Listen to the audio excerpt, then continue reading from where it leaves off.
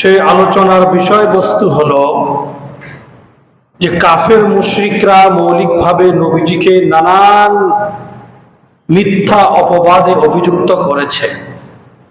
এগুলোকে গণনা করে মৌলিকভাবে 5টি ভাগে ভাগ করা যায়। তার প্রতি উত্তরে সূরা আহজাবের 45 এবং 46 নম্বর আয়াতের মাঝে আল্লাহ পাক রব্বুল আলামিন নবী করিম সাল্লাল্লাহু আলাইহি ওয়াসাল্লামের অনেক গুরুত্বপূর্ণ 5টি গুণাবলী এবং বৈশিষ্ট্যের কথা আলোচনা করেছেন। এর মধ্য থেকে আমরা মোটামুটি 3টা গুণের আলোচনা গত জুমা পর্যন্ত শুনেছি। প্রথম বিষয় ছিল আল্লাহ তাআলা নবীজিকে বলছেন, নবীজির ব্যাপারে বলছেন, ইন্না আরসালনাকা শাহিদান, আমি আপনাকে সকল মানুষ এবং সকল নবীদের উপরে সাক্ষী হিসাবে পৃথিবীতে প্রেরণ করেছি। আপনার সাক্ষী ছাড়া অন্য নবীদের নবুয়ত আল্লাহ পাকের সামনে তাদের উম্মতরা যখন মিথ্যারোপ করবে কোনো দলিল দেওয়ার ব্যবস্থা থাকবে না। আপনার সাক্ষীর মাধ্যমেই তাদের নবীদের নবুয়তটা মজবুত হবে, আল্লাহর সামনে এটা মজবুত হয়ে দাঁড়াতে পারবে এবং সকল উম্মতদের সত্যায়নের উপরে আপনি সাক্ষী দিবেন। সেই হিসাবে আমি আপনাকে ইন্না আরসালনাকা শাহিদান, সাক্ষী রূপে প্রেরণ করেছি।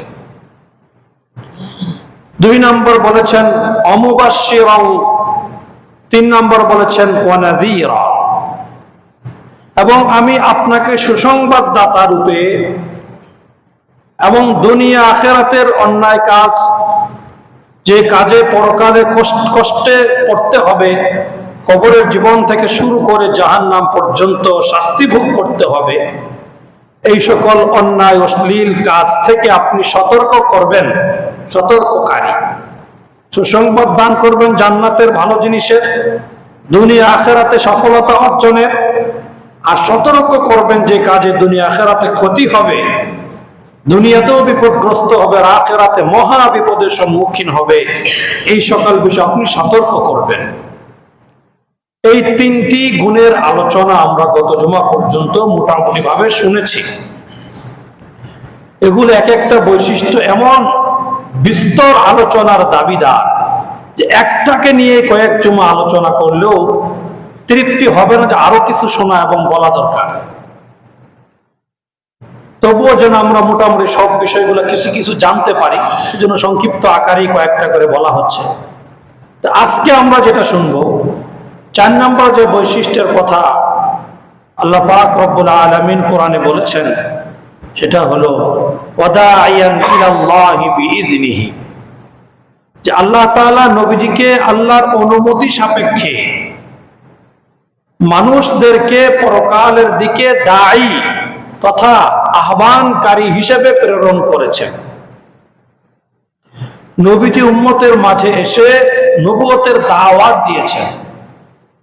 40টি বছর পর্যন্ত মক্কাতেই বসবাস করেছেন, মক্কার লোকদের সঙ্গে উঠা বসা করেছেন, কারো শত্রু ছিলেন না তিনি, সকলের প্রিয় পাত্র ছিলেন, সকলের বন্ধু ছিলেন। এমনকি তাকে বিশ্বাস করে তার উপাধি দেওয়া হয়েছিল আমিন, যে উনি সাদেক, সবচেয়ে সত্যবাদী, সবচেয়ে বেশি বিশ্বস্ত। এই ব্যক্তিটি যখন 40 বছর বয়সে নবুয়ত পেয়েছেন, আল্লাহ তাআলার পক্ষ থেকে বিশেষ একটা পাওয়ার পেয়েছেন, নবীজির উপর কোরআনুল কারীমের অবতরণ শুরু হয়েছে, তখন থেকে নবীজি দাওয়াতি কার্যক্রম শুরু করে দিয়েছেন। আর বসে থাকেননি, সবার দ্বারে দ্বারে গিয়েছেন। আল্লাহ পাক রব্বুল আলামিন নবীজি যখন প্রথম ওহী নাজিল হয়েছে, ওহী এত ভার ছিল, এত কঠিন ছিল, তিনি ভয়ে শরীরে কম্পন সৃষ্টি হয়ে বাড়িতে এসেছেন। আম্মাজান খাদিজাতুল কুবরা রাদিয়াল্লাহু তাআলা আনহার কাছে এসেছেন, বলেছেন যে আমার তো এই অবস্থা, আমার তো ভয় হচ্ছে, না জানি আমি দুনিয়া থেকেই বিদায় নিয়ে নিই, এতটা ভয় এবং কষ্ট হচ্ছে।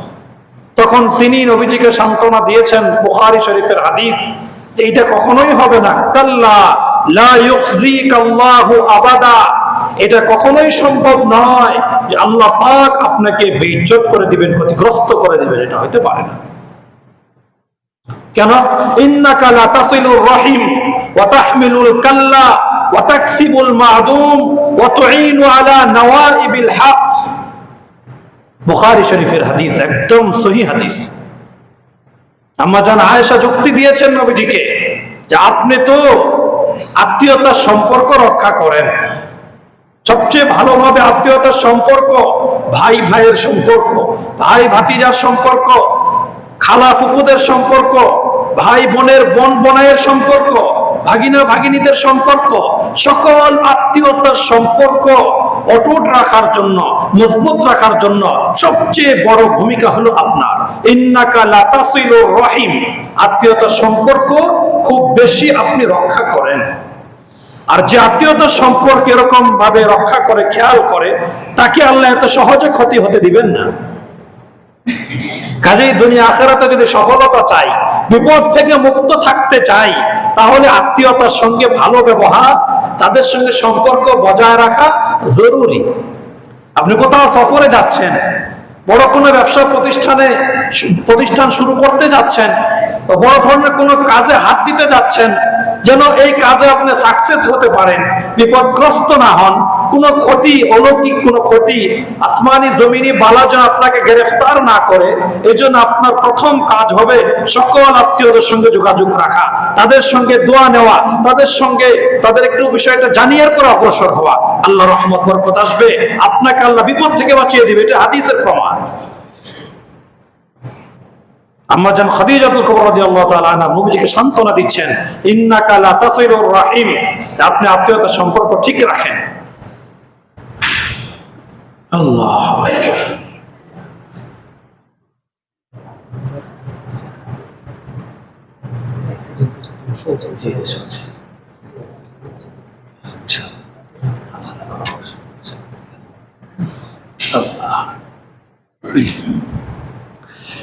আল্লাহ, বলছিলাম এক নম্বর যুক্তি দিয়েছেন এটা, ইন্নাকা লা তাসিলুর রহিম ওয়া তাহমিলুল কাল্লা, যে বিপদগ্রস্ত, অসুস্থ, পরিবারে অনেক সদস্য থাকে, অনেক ভাই ভাগিনা এরকম থাকে যে অ্যাবনরমাল, কাজ করতে পারে না, উপার্জনের শক্তি তাদের নাই, মেয়ে হলে কোথাও বিবাহ শাদীও হচ্ছে না, এমন অনেক ঘরের ছেলে মেয়ে থাকতে পারে। তাদের ব্যাপারে আপনি সর্বোচ্চ খেয়াল রাখেন, তাদের চলার ব্যবস্থা করে দেন। এই আর চেয়ার নাই, করে চেয়ারের ব্যবস্থা করে দেন। তো আমি বলছিলাম, 2 নম্বর নবীজির ব্যাপারে সান্ত্বনা দিচ্ছেন,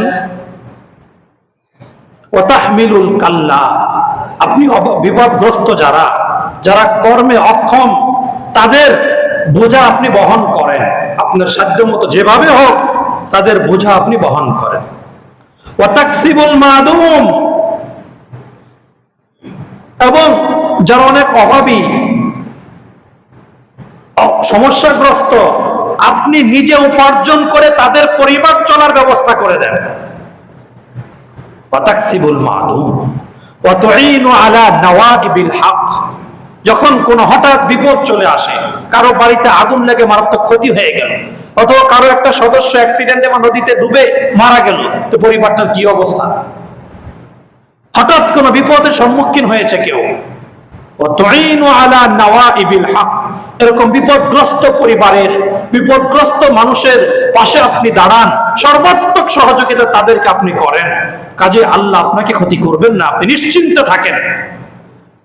এই কথাগুলো বলে বলে খাদিজাতুল কুবরা রাদিয়াল্লাহু তাআলা নবীজিকে সান্ত্বনা দিয়েছেন। তখন নবীজি কিছুটা আশ্বস্ত হয়েছেন। আরো লম্বা কাহিনী, লম্বা হাদিস, আমার আজকে সেটা বলার উদ্দেশ্য না মূলত। তো যাই হোক, তো নবীজি একটু ভয় পেয়ে তো কম্বল মুড়ি দিয়েছেন। আল্লাহ তাআলা নবীজিকে ডাক দিয়েছেন, ইয়া আইয়ুহাল মুযাম্মিল কুম ফাআনযির ওয়া রাব্বাকা ফাকাব্বির ওয়া সিয়াবাকা ফাতাহহির। অন্য সূরা বলেছেন, ইয়া আইয়ুহাল মুদ্দাসসির। এভাবে, হে কামলিওয়ালা, হে কম্বলওয়ালা, উঠে যাও। আমি আপনাকে কম্বল মুড়ি দিয়ে শুয়ে থাকার জন্য নবুয়ত দেয়নি, আপনি দাঁড়িয়ে যান। যে মিশন দিয়ে আপনাকে পাঠিয়েছি ওই মিশন নিয়ে আমার বান্দাদের মধ্যে ছড়িয়ে পড়েন, তাদের কাছে দাওয়াতি কার্যক্রম চালাতে থাকেন। নবীজি কোমরে গামছা বেঁধে এই যে নেমে পড়লেন দাওয়াতের ময়দানে, উম্মতকে আল্লাহর দিকে ঘেরানোর জন্য। শত মূর্তির ইবাদত যারা করত, শত মাবুদের উপাস্য যারা করত, তাদের ওই সকল মাবুদদের থেকে ছুটিয়ে এক আল্লাহর ইবাদত করার জন্য দাওয়াতি মিশনে নেমে পড়লেন। ওয়াদাইয়ান ইলাল্লাহি বিইذনিহি, আল্লাহর অনুমতি ক্রমে নবীজি দাওয়াতি কার্যক্রম শুরু করে দিলেন। এই পরিমাণ মেহনত করলেন উম্মতকে দ্বীনি লাইনে উঠানোর জন্য, কুফরির পথকে বর্জন করে, অন্যায়ের পথকে বর্জন করে, শিরকের পথকে বর্জন করে এক আল্লাহমুখী করার জন্য এই পরিমাণ শ্রম আর মেহনত করেছেন।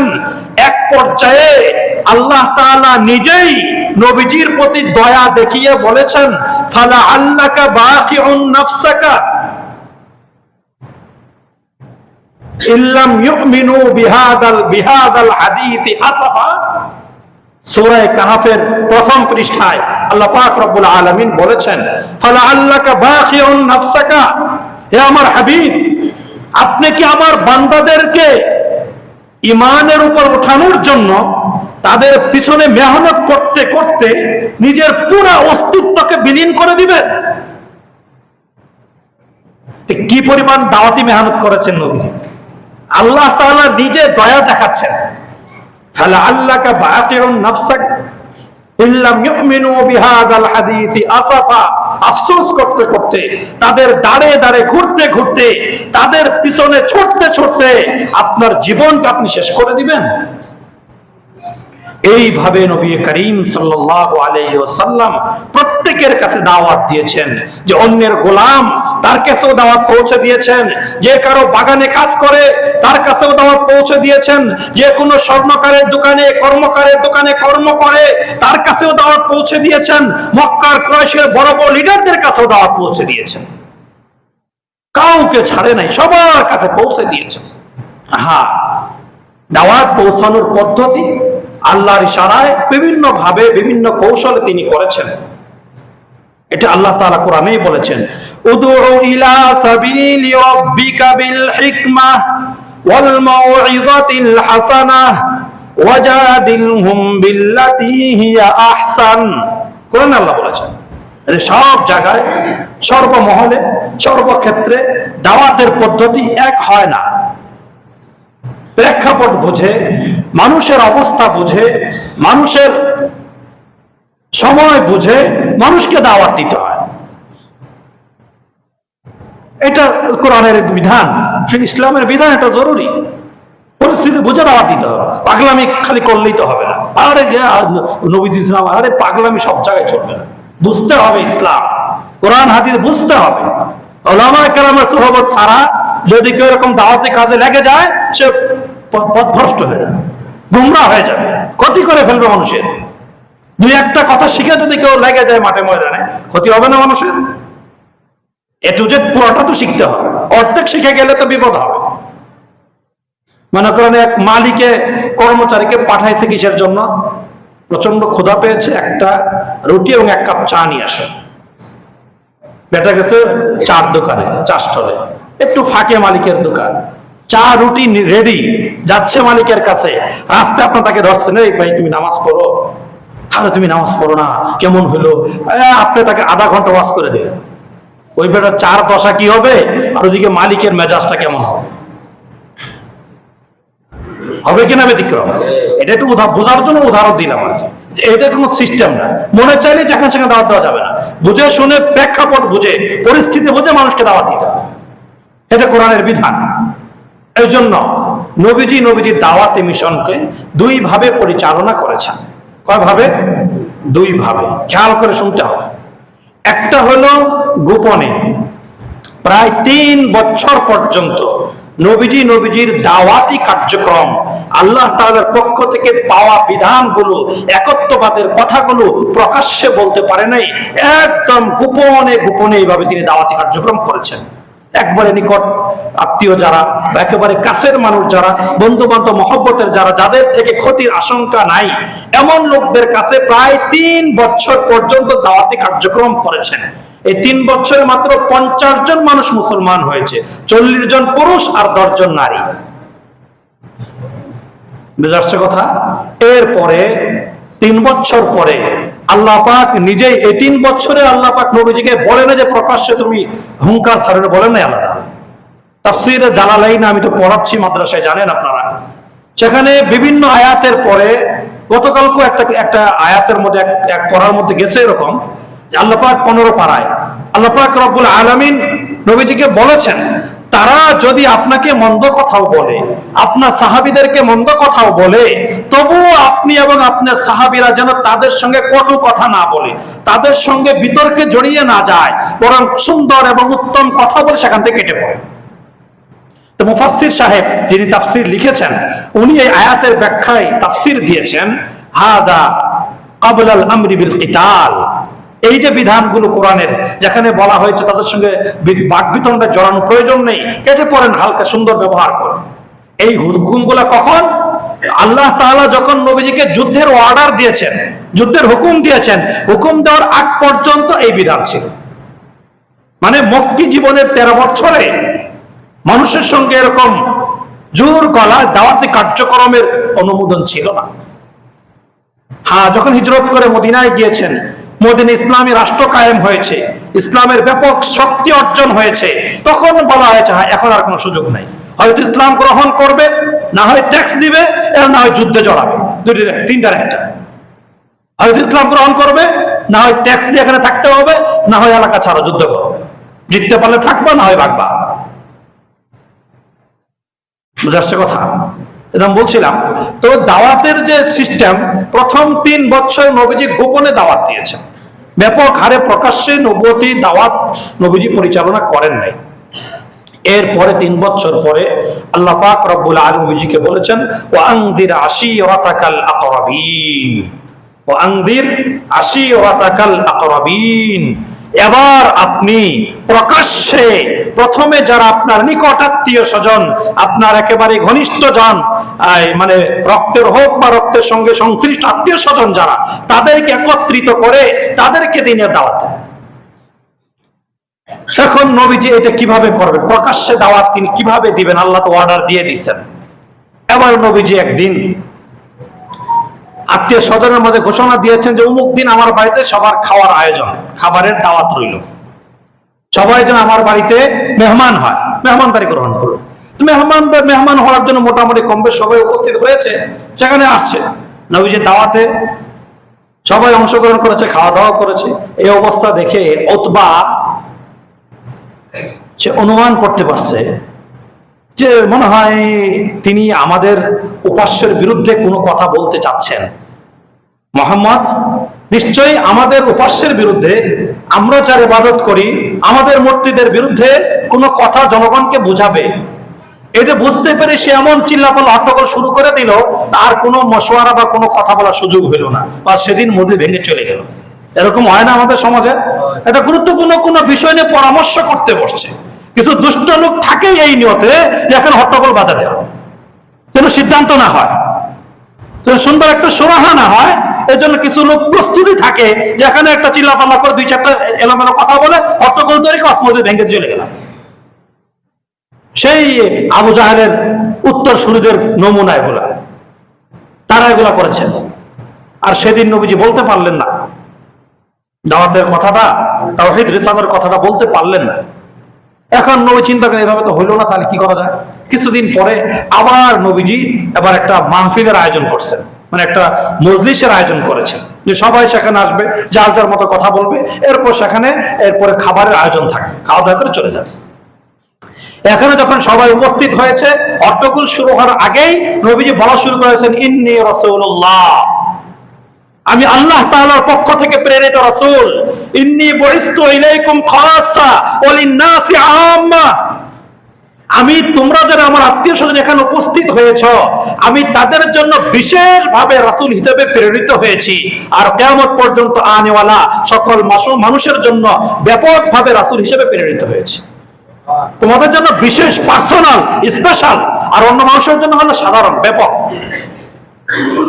এইভাবে নবীজি আরো অনেকগুলা কথা একসাথে বলে দিলেন। এটা শোনার পরে তো ওই কাফের লিডারদের মাথা গরম, একজন দাঁড়ায় গেছে, নবীজি নানান কথা বলবে। তখন নবীজির চাচা আবু তালেব দাঁড়িয়ে বলে দিলেন, দেখো মুহাম্মদ, নবীজির চাচা, আমার ভাতিজা, তোমার যে মিশন, তুমি সর্বাত্মক ভাবে তোমার মিশন পরিচালনা করে যাও। আমি চাচা যতদিন জীবিত আছি সর্বোচ্চ মজবুতির সাথে তোমার পাশে দাঁড়াবো, কেউ কিছু করবে না। ওনার এই ভূমিকার কারণে তা আর তেমন সুবিধা করতে পারলো না কাফের। তো মোটামুটি একবার তো দাওয়াত সবার কানে পৌঁছায় গেল,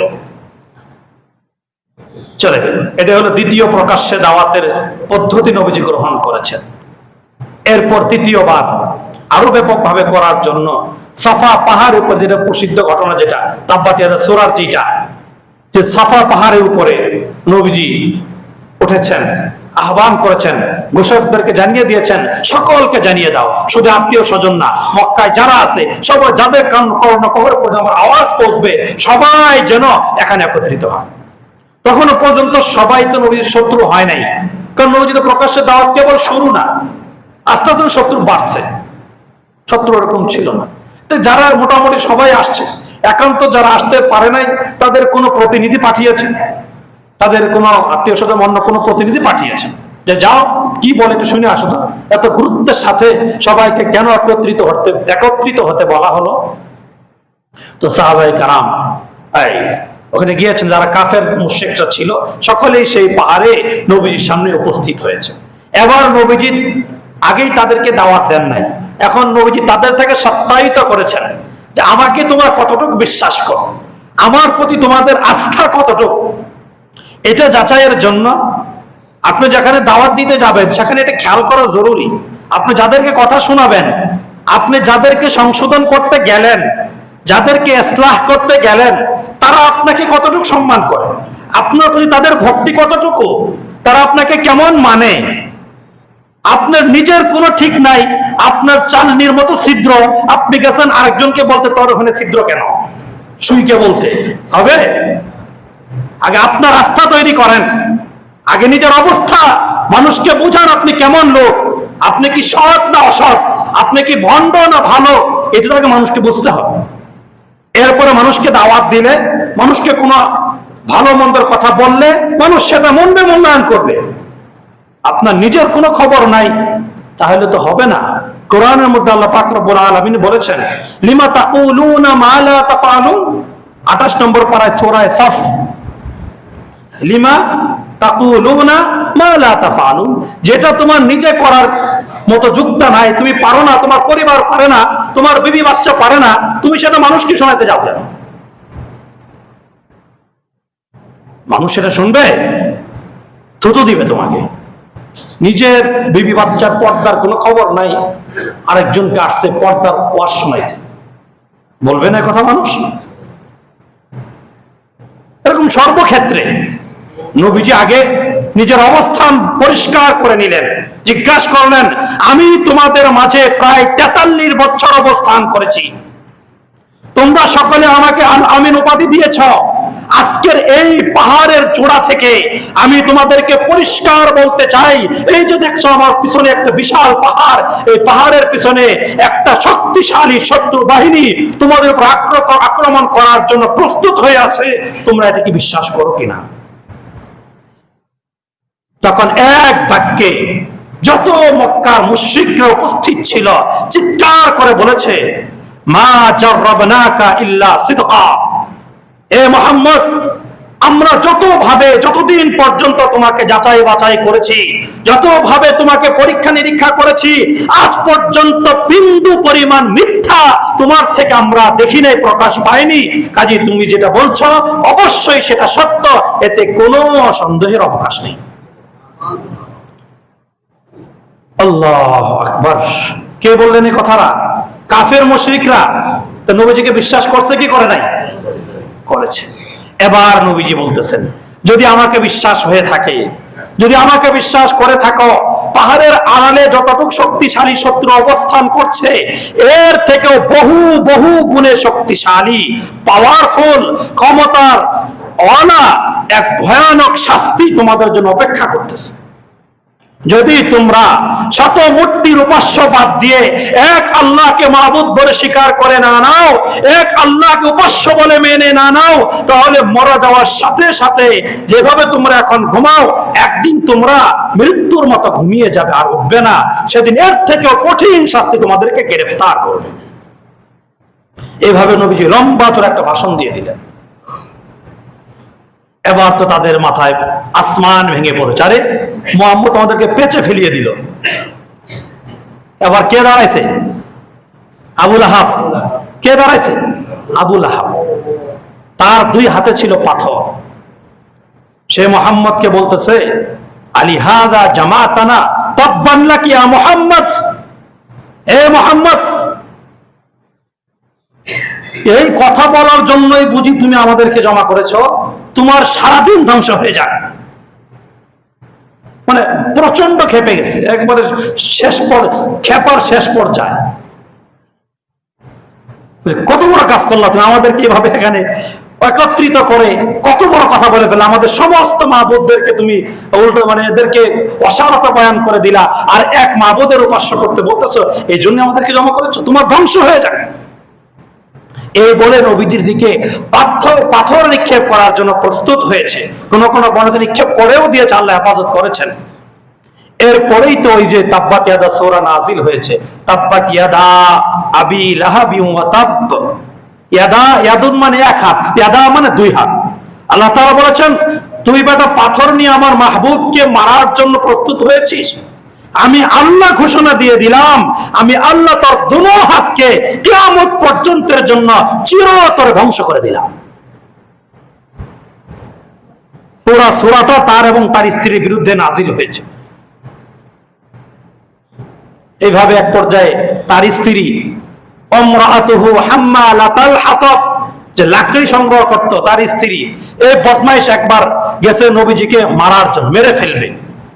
নবীজির সাথে আবু বকর সিদ্দিক রাদিয়াল্লাহু আনহু ছিলেন। কিছু দূর যাওয়ার পরে আবু বকরকে দেখে আর নবীজিকে দেখে না। বলে, আবু বকর একটু দেখলো মুহাম্মদ তোর সাথী গেল কোথায়? সে নাকি আমাদের মাবুদদের ব্যাপারে নানা উল্টাপাল্টা বক্তব্য দেয়, আমাদের উপাস্যদের গালমন্দ করে, সে গেল কোথায়? তোর কোথায় আছে তো?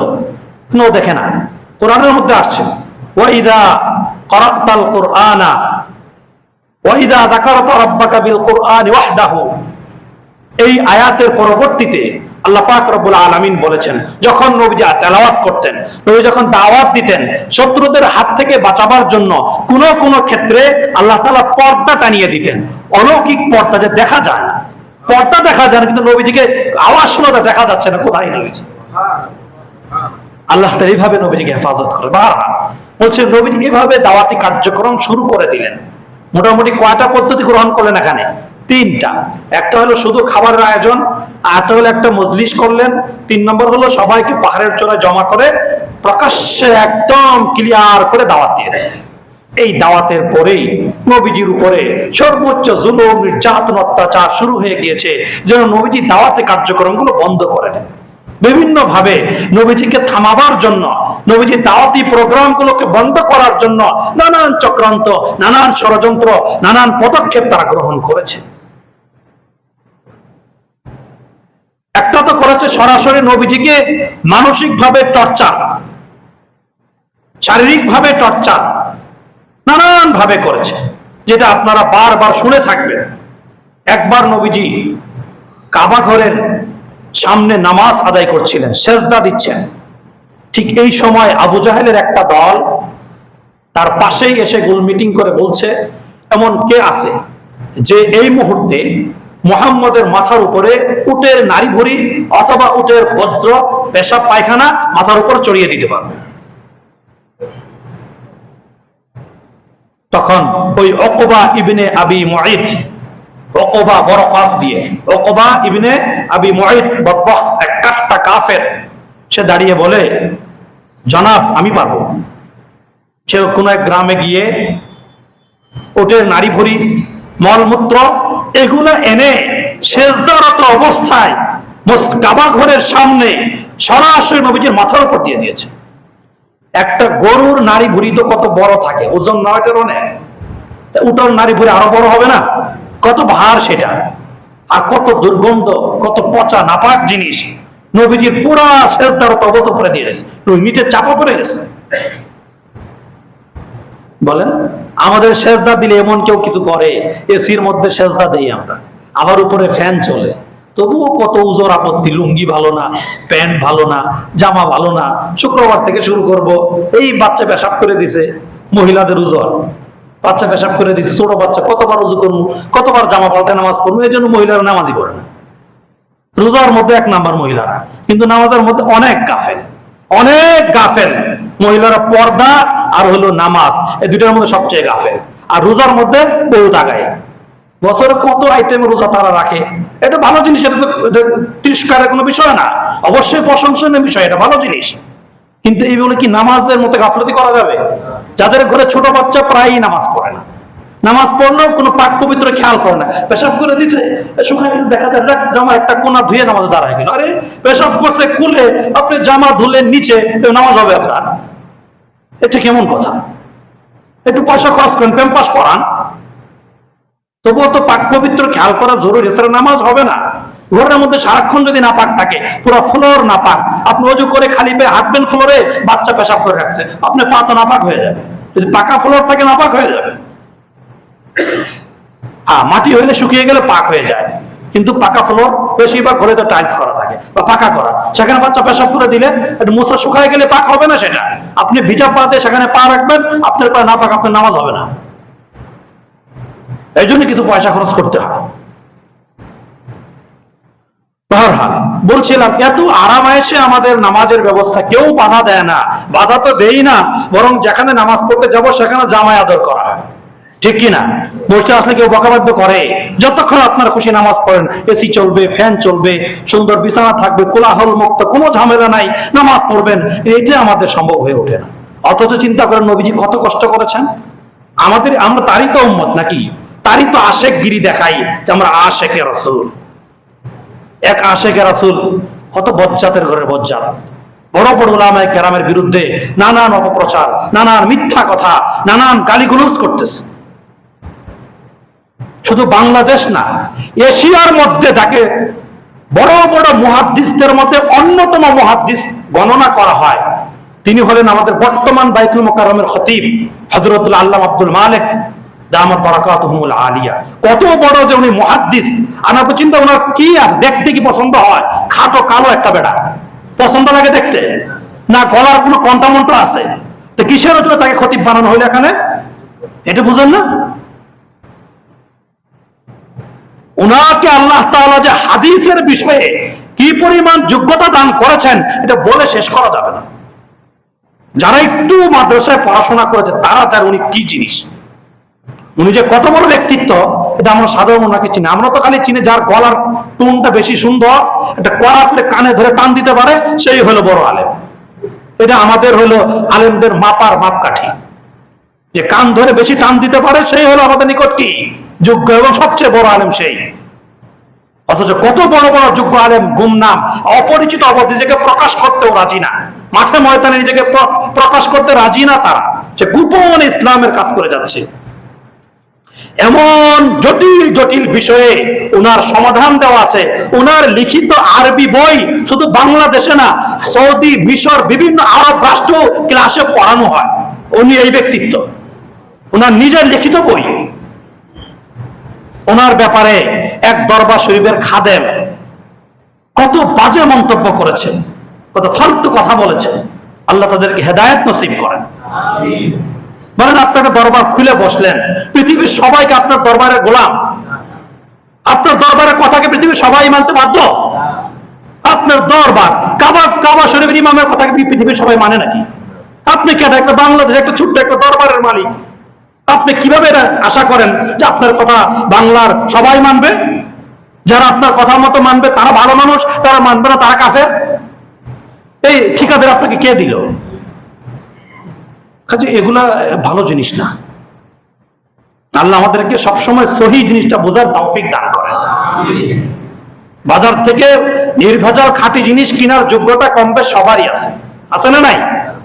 নিজে না চিনলেও খুঁজে বের করতে পারে কোন জিনিসটা খাঁটি। কিন্তু ইসলামের বেলায় বলে এক এক হুজুর এক এক কথা বলে, যাবো কার কাছে? আরে আশ্চর্য কথা, আপনার কি আকল বুদ্ধি মাথায় কিছু নাই? হ্যাঁ, বাজারে তো কত ধরনের সয়াবিন তেল পাওয়া যায়, কত ধরনের ফল, একই নাম, একই রং, একই কালার, কিন্তু এদের মধ্যে ভালো মন্দ নাই। ওইটা খুঁজে বার করেন কিভাবে? তখন তো এই কথা বলেন না, এত ভেজাল কোনটা খাবো, না খেয়ে থাকেন আপনি। আর ইসলামের বেলায় বলেন যে এক এক হুজুর এক এক মাসলাতে যাবো কার কাছে?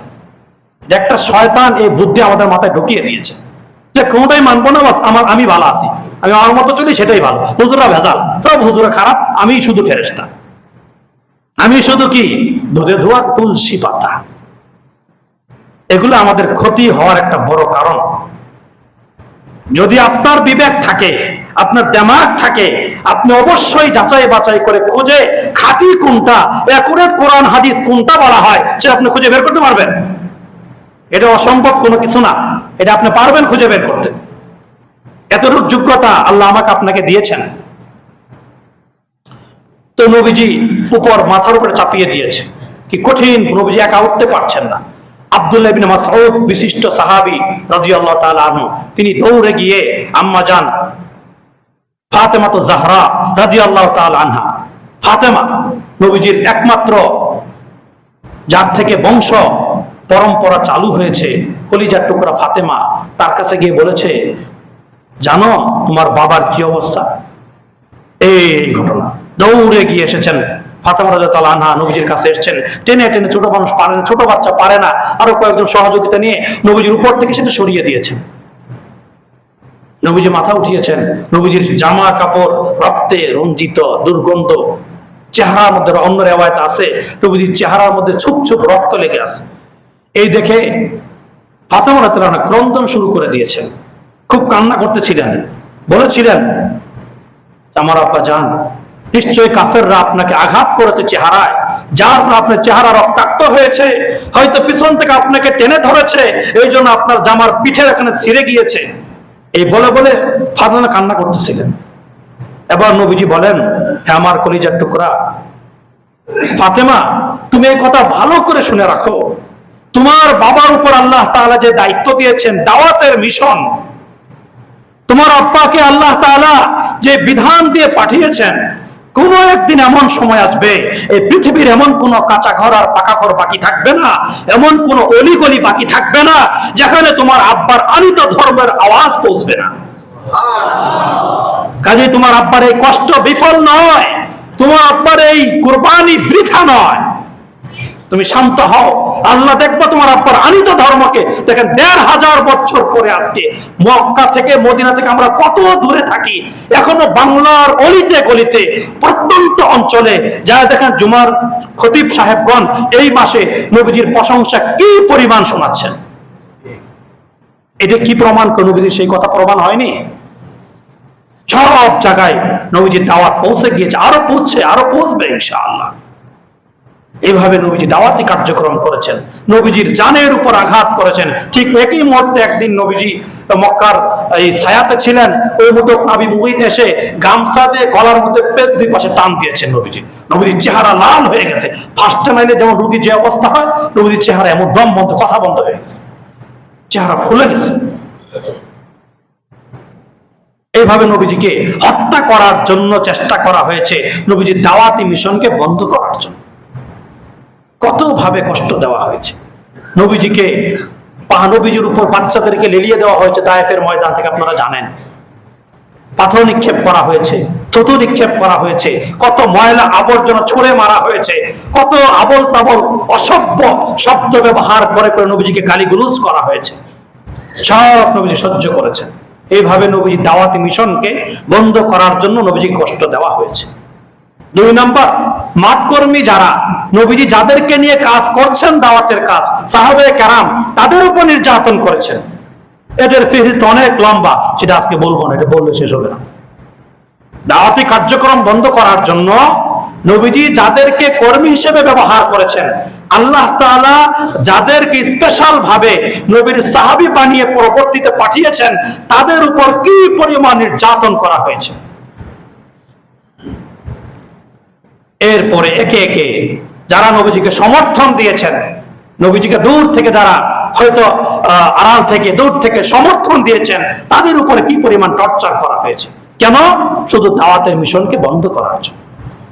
বারহাল নবীজি এইভাবে যতদিন জীবিত ছিলেন সমগ্র এলাকায় সবার কাছে কাছে দাওয়াতের কথা, আল্লাহর দেওয়া আনিত প্রত্যেকটা বিষয় আর বিধানকে পৌঁছে দিয়েছেন।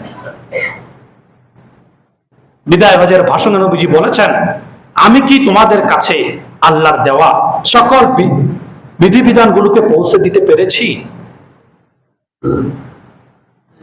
তখন সকল সাহাবায়ে কেরাম, লক্ষ লক্ষ সাহাবায়ে কেরাম বিদায় হজের ভাষণে এক বাক্যে বলেছিলেন, হ্যাঁ, আল্লাহ আপনাকে যে দায়িত্ব দিয়েছিলেন যথাযথভাবে পুঙ্খানুপুঙ্খানুভাবে এই দায়িত্বগুলো আপনি পালন করেছেন, পৌঁছে দিয়েছেন। এবার নবীজি বলেছেন, বাল্লিগু আন্নি ওয়ালাউ আয়া ফালিবাল্লিগু শাহিদা মিনকুম আল গায়িবা। কাজে আজকে যারা এখানে উপস্থিত আছো তাদের দায়িত্ব হলো কিয়ামত পর্যন্ত আনেওয়ালা আমার উম্মতি হয়ে যারা আসবে তাদের কর্ণকুহরে, তাদের দ্বারে দ্বারে আমার এই কষ্টের দিন, আমার এই কষ্টে অর্জিত রেখে যাওয়া মিশনকে মানুষের কানে কানে পৌঁছে দিবে।